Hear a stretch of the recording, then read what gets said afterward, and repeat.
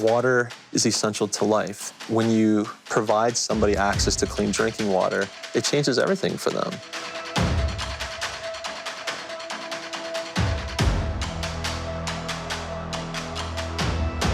We started chewing on this idea of putting together a competition where we would put two teams together, get them into the bush, and restore as many non-functioning wells as possible.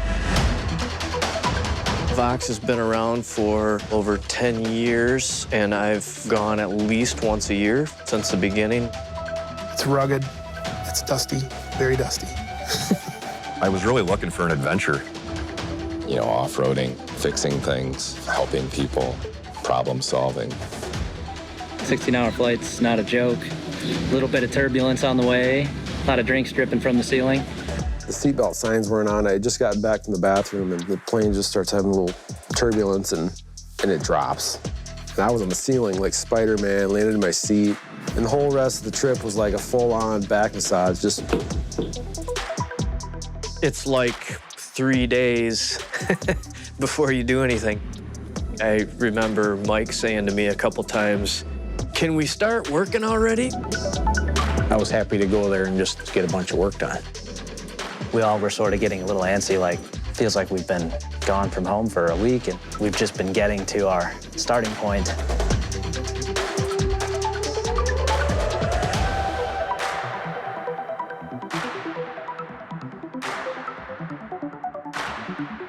Just to sit in a tent and think that I'm here in Africa, it just blows you away.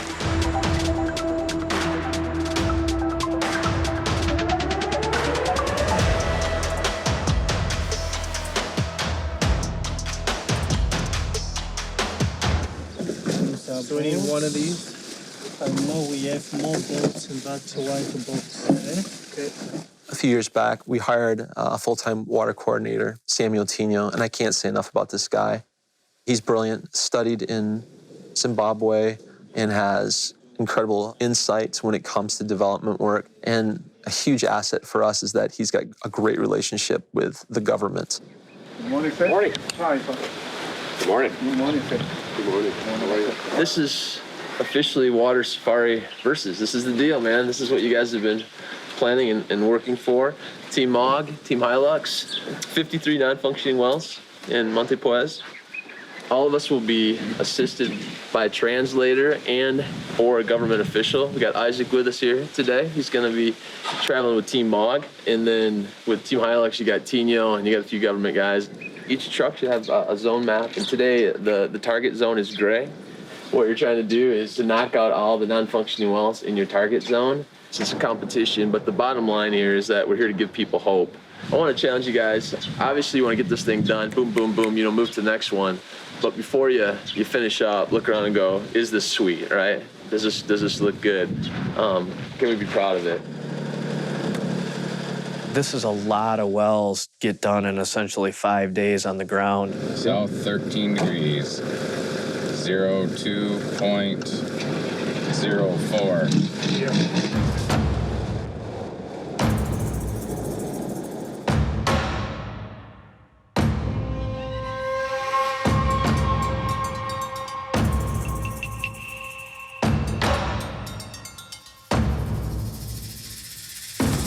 This is my first time. We're driving in, and there's mud huts, and there's people everywhere. And it's not that they're unfriendly, but obviously being a white guy in a white truck, you're an extreme minority, so everybody gives you this look like. But then you wave, and then they wave, and they smile. They just want to know what's going on. And once they found out what was going on, it was like they're welcoming us. We show up in this wild vehicle, and they don't hardly see any vehicles anyway. All of a sudden, you're the main attraction. And it doesn't take long for the wellhead to be circled with 20, 30 to 300 people. Well, this is choked off. We want to pull all the rods out, and then we can pull the pipes. We're just going to pull the whole works out. You know, a lot of these villages, it's the center of the community is the well. To be perfectly honest, one of my biggest pet peeves that I have is people watching me work. Like my dad always said, if I wanted people to watch me work, I would have been a pastor. Very early on in the week, I was like, Brad, you need to get over this. People are going to be here watching. You could see it on the people's faces and in their eyes, like this anticipation. That's why they were there. And then to watch their expressions when this thing starts pumping water and we start packing tools up, then they're like, okay, yeah, this is cool. You guys can sit and watch me work anytime. Once a well begins to flow, I can't really put it into words. It's probably my favorite feeling ever. People coming out of the woodwork, man, lining up for water, and the realization that this is a major impact for these people. Just super excited for a simple drop of water is like, wow, I really take this for granted. But there's also just celebration and fun. That's 4 today, right? That's 4. Wow. On that first day when we were fixing those wells, I was a little overheated. I think that prompted me to cut my pants off and go jorts. You could really tell when the sun was straight up. Literally, you let something sit in the sun, you're burning your hands.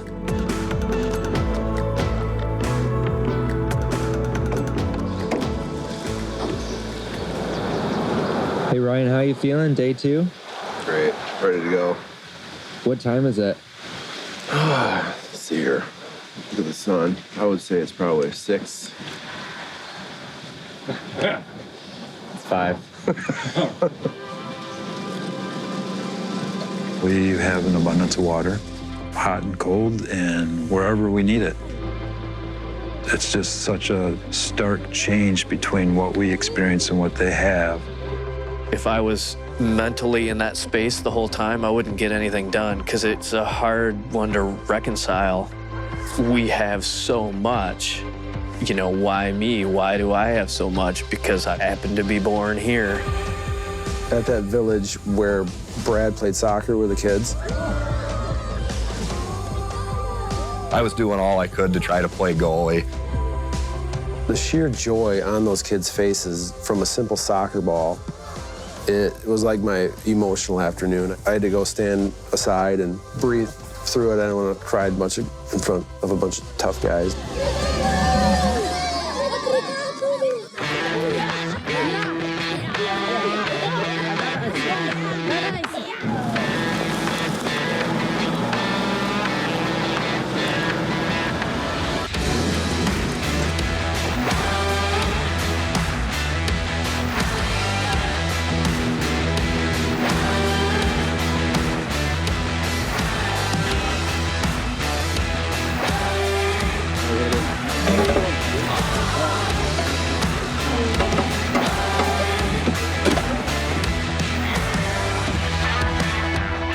It's a PVC separation.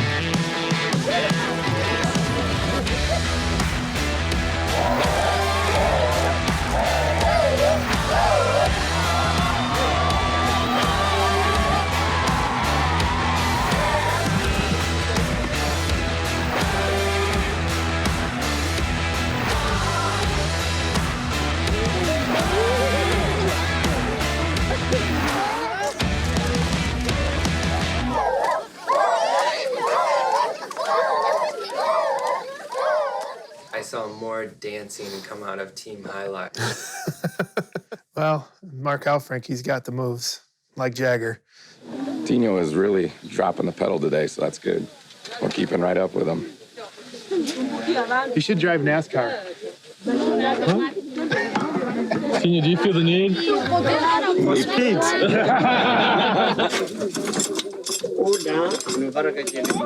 So we're working on this well over here. We saw these gals carrying this water over here. And I want you to take a moment and look at it. This kind of scenario robs children of their futures. This is the reality for millions of people in Mozambique each and every day. We want to continue to lock arms and make a difference, bring real-time hope to people by giving them sustainable, clean drinking water.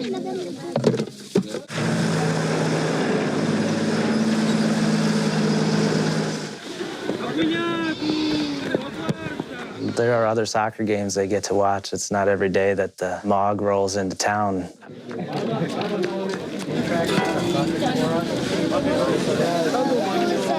There you go. There we go.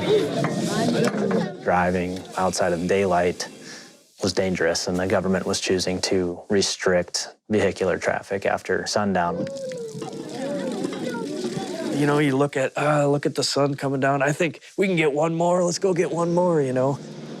It kind of felt fitting. You're literally racing the other team, and you're trying to fix all these wells and then racing the sunset home.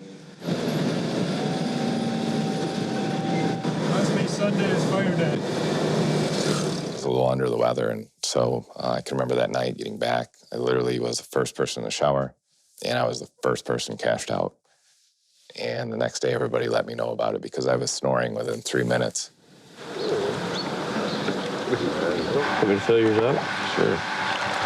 So what we got here, Tom? Hot water for some instant coffee. Hot water. I don't think there was anything in that cup before. No, that's roughage? for character. Okay. We could have used some soft chairs, but other than that,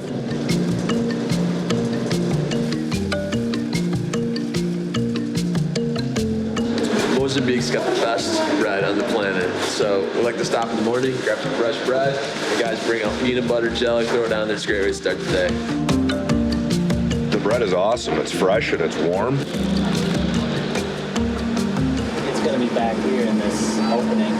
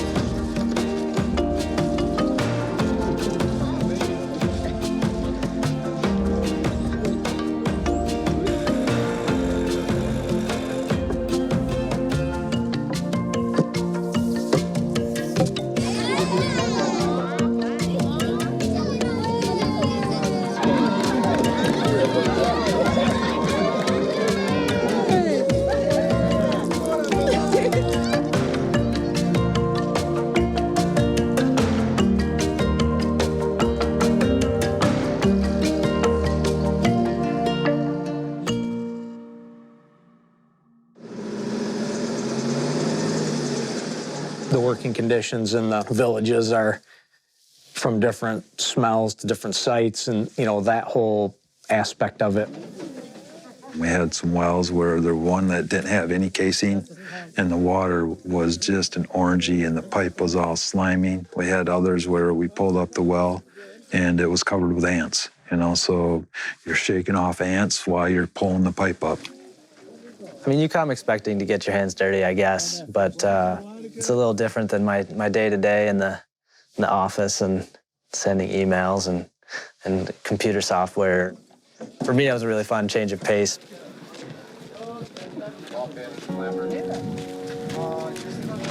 I wish my kids were here to see this.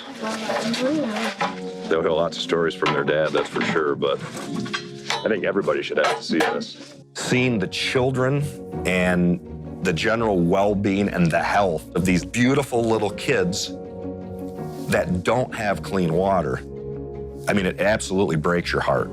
The necessity of clean water is so paramount to these kids being able to grow up.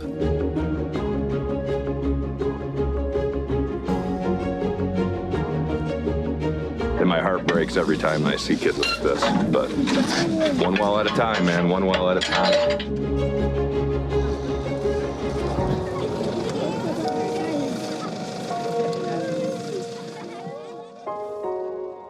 Back in 2008, I was invited to northern Mozambique. I'd never been there before.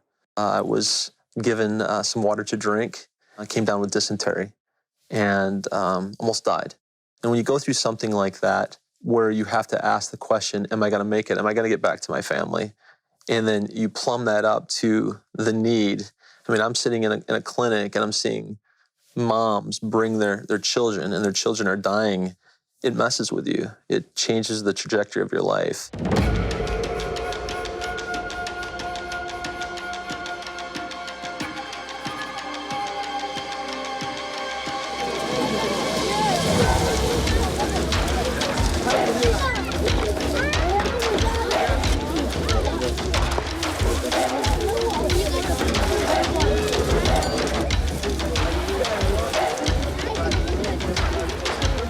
Drop it in, huh? Yeah?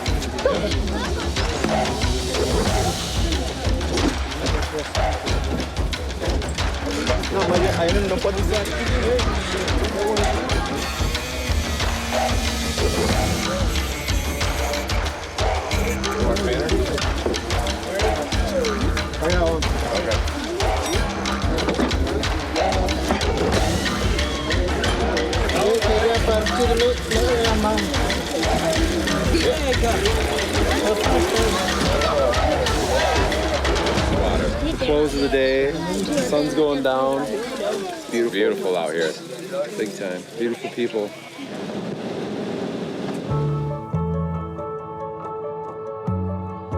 At one time where we had no coverage, our guide, Isaac, he says, you just put that away. I'm your GPS. And he did a great job. We pulled up on a well that hadn't pumped for years. 100 yards away from this well was a 15, 16-foot deep hole in the ground that these people were digging for water. It was just a little bit disturbing to walk over there and see these women sifting the dirt and the water out of it. And literally 100 yards away is a well that has water in it that just wasn't functioning.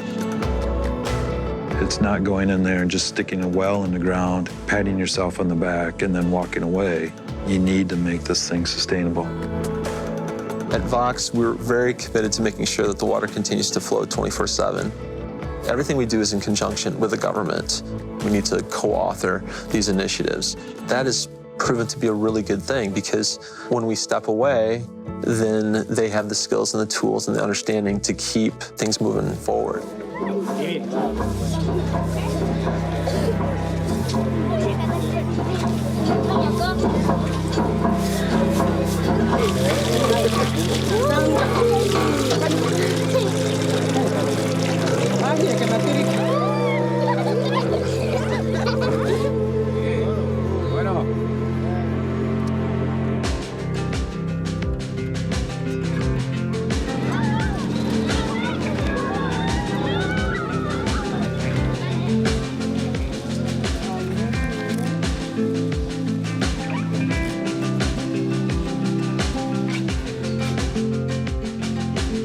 By the end of the week, you feel like kind of a band of brothers, you know, all working towards a common goal. We kind of felt like, does it really matter who won?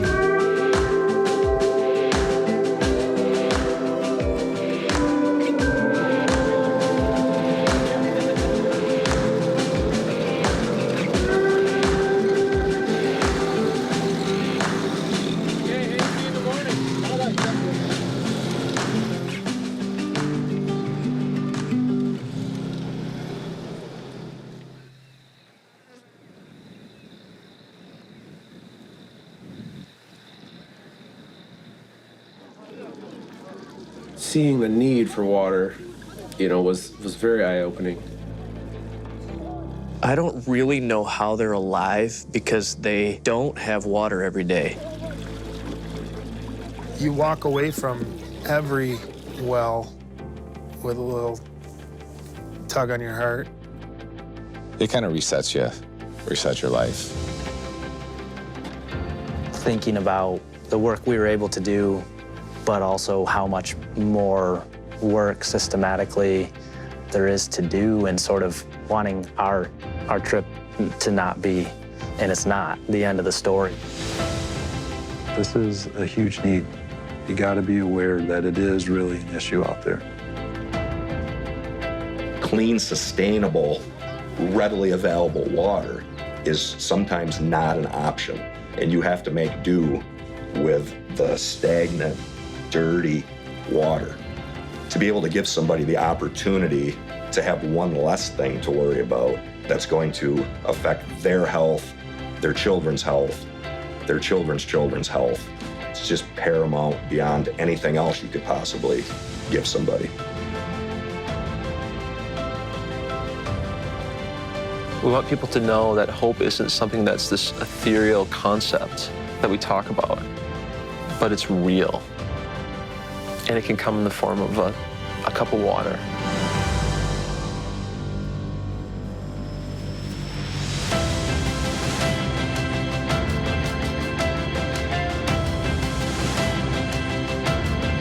I think the competition really helped us feel the desperation of, we got to help as many people as we possibly can.